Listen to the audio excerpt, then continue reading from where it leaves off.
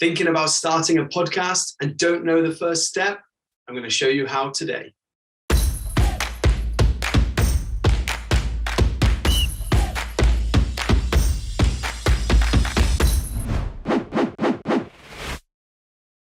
How to record for your first podcast. Before you hit record, there are some things that you need to know. I've created videos on these in the past. You can check these out in the links down below. These videos include why you should start a podcast, what to do before starting a podcast, how to book guests, and how to prepare for your first episode. Today, we cover how to record your first episode. Let's get this going.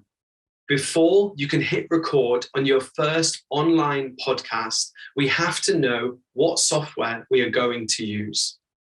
For those of you just looking to get started, the easiest software is Zoom. And this is actually the software I have used for every episode so far for the Main Journey podcast. With Zoom, you can open up a meeting room that you can share access to your guests, and therefore you can simply hit record and get started. Another option, which adds a layer of complexity, but it does increase quality, is to use software called Riverside.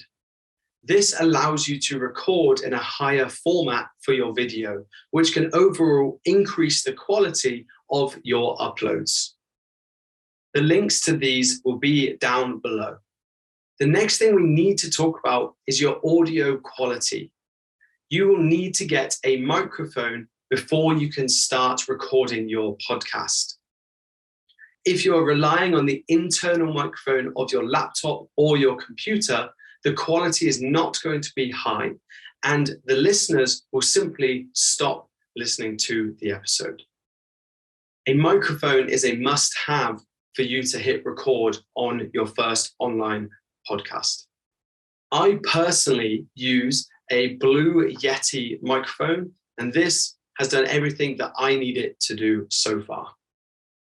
To note, when I am recording an episode for the Main Journey podcast, I will also set up a backup camera and audio device. This is so that if something happens with my Zoom recording or my Riverside recording, then I have a backup for both audio and video that I can use, so this time has not been wasted. I highly recommend that you also set up a backup device to record your podcast if possible. For me to do this, I simply use my iPhone and record the entire session. Next up is your camera and the camera quality. So you can just use the webcam that is typically on your computer or your laptop already. However, often the quality is not quite there. Therefore, it will be in your benefit to look to get either a DSLR that can record for a long period of time, or that can be used as a webcam, or you can use your mobile because they often have a higher quality than even some of the webcams. Either way, it is worth the investment to get yourself a high quality camera. With that being said, your audio quality is more important than your video quality for your podcast. So if I was to prioritize one or the other, I would definitely prioritize high quality audio for your podcast. The next thing that is important for your podcast is actually the preparation that comes beforehand. I've mentioned before that I like to create a dossier, which is ultimately 1 or 2 pages of information about my guest that I have on the show.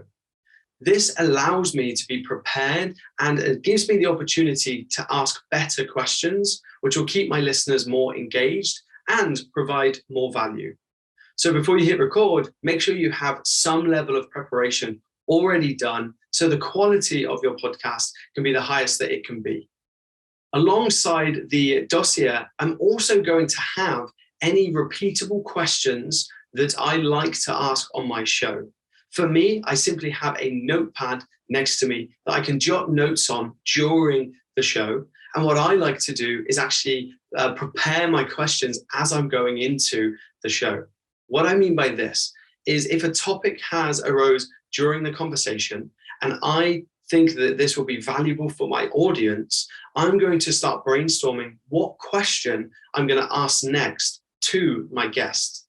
This allows me to stay ahead of the conversation, and it allows me to actually take that guest through a journey and ensure that it's actually relative to my audience.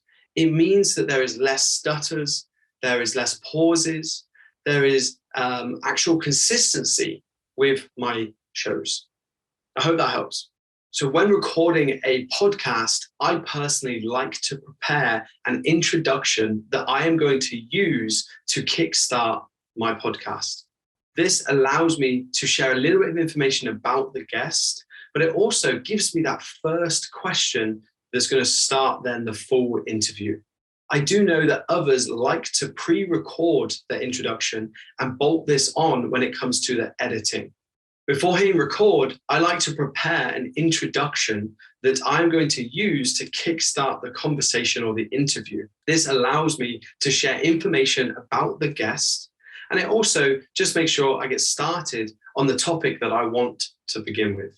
I do know that others like to pre-record their introductions and then bolt these on the edit. That is an option.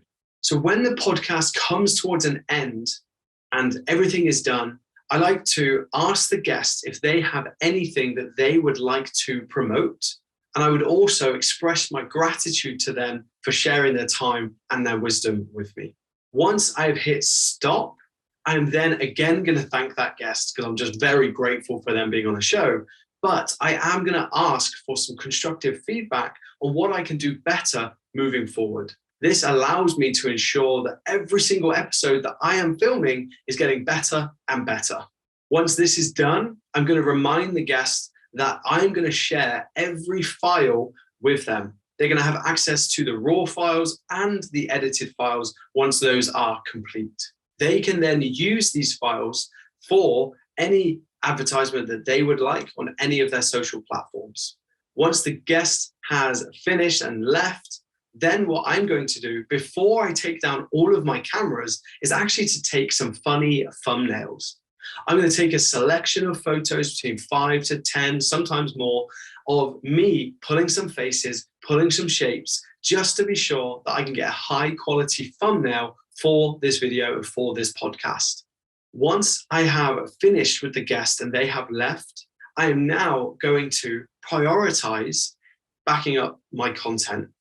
I do this by using software called Dropbox, in which is an online cloud storage software that allows me to upload all of my files to this place, and I've always then got access to them.